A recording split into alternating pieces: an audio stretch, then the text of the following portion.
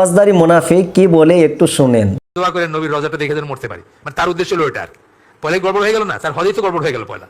মানে ওইটা তো কোনো মুসলমানের কোনো উদ্দেশ্য হতে পারে না যে নবীর রওজা যেন দেখতে পারি, এটা উদ্দেশ্য হতে পারে না। কি বলছেন, মসজিদ নববীতে যদি আপনি এমনি যান, ক্যাজুয়ালি যান, মসজিদ নবীর ফজিলত আছে সেই জন্য যদি যান, আপনার সময় আছে, তাহলে আপনি অবশ্যই জিয়ারত করে আসবেন, সেটা হলো অন্য কথা।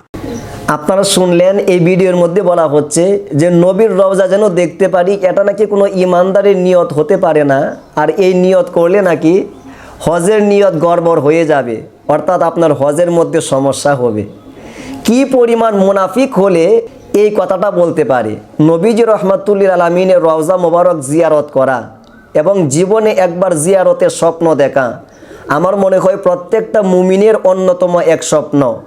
প্রিয় নবীজি এরশাদ করেছেন, মান যারা কবরি আও রাওদাতি ওয়াজাবাত লাহু শাফাআতি, যেই ব্যক্তি আমার ইন্তেকালের পরে আমার রওজা মোবারক জিয়ারত করবে, সেই ব্যক্তির জন্য শাফায়াত করা আমি নবীজি রহমাতুল্লিল আলামিনের জন্য ওয়াজিব হয়ে যায়।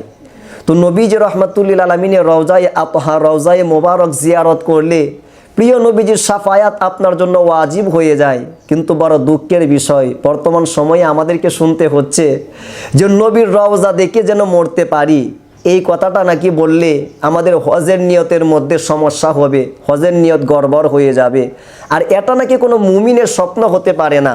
সম্মানিত বাবাজেরা, চলুন আমরা বুখারী শরীফের একখানা হাদিসে মোবারকের আলোকে জেনে নেই সাহাবায়ে কেরাম মনের মধ্যে কি পরিমাণ তামান্না রাখতেন মদিনা শরীফের প্রতি।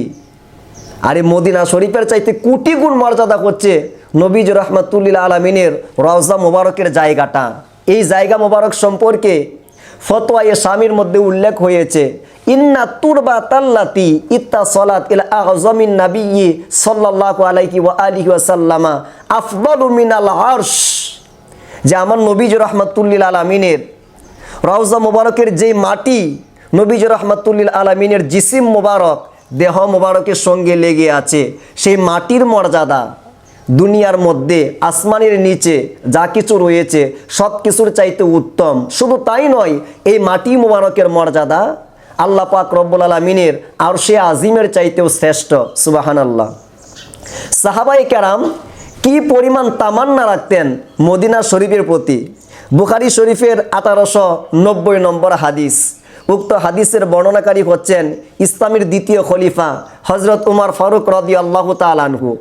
উনি সবসময় দুইটা দোয়া করতেন, আল্লাহুম্মা জুকনি শাহাদাতান ফি সাবিলিকা।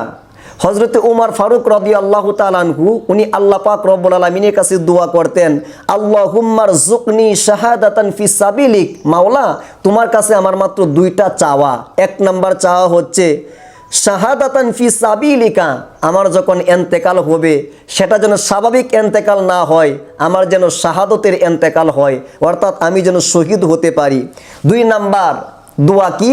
দুই নাম্বার দোয়া হচ্ছে ওয়াজআল মাউতি ফি বালাদি রাসূলিকা, আই আল্লাহ যেই মদিনায়ে আতহারে, যেই রওজায়ে আতহারে রসুল পাক রহমাতুল্লিল আলামিন শুয়ে আছেন, আরাম ফরমাচ্ছেন, সেই মদিনা শরীফের কোনো একটা জায়গার ভিতরে আমি উমর ফারুক রাদিয়াল্লাহু তাআলা আনহুর মরণ দিও, আমাকে শহীদ করায়ও, শাহাদাতের পেয়ালা পান করায়ও। সাহাবায়ে কেরামের এই আদর্শ ছিলেন, খোলাফায়ে রাশিদিনের এই আদর্শ ছিলেন, আশিকে রসুলদের এই আদর্শ ছিলেন। মনের মধ্যে তামান্না তাদের ছিল যে মাওলা যখনই আমাদের মরণ হবে, আমাদের শাহাদত হবে, তখন রসুল পাক রহমাতুল্লিল আলামিনের দেশ মদিনায়ে তয়্যিবায় আমাদের মরণ দিও, আমাদের শাহাদাত দিও। আজকে মুনাফিকেরা বলতেছে যে নবীর রওজা দেখা এটা কোনো ইমানদারের নিয়ত হতে পারে না, এই নিয়ত করলে নাকি হজ গড়বড় হয়ে যাবে। আমার মনে হয় এই কথা বলার কারণে তার ইমান গড়বড় হয়ে গেছে, ইমান থেকে খারিজ হয়ে সে এক নাম্বার মুনাফিক হয়ে গেছে। মহান আল্লাহ পাক রব্বুল আলামিন এই সকল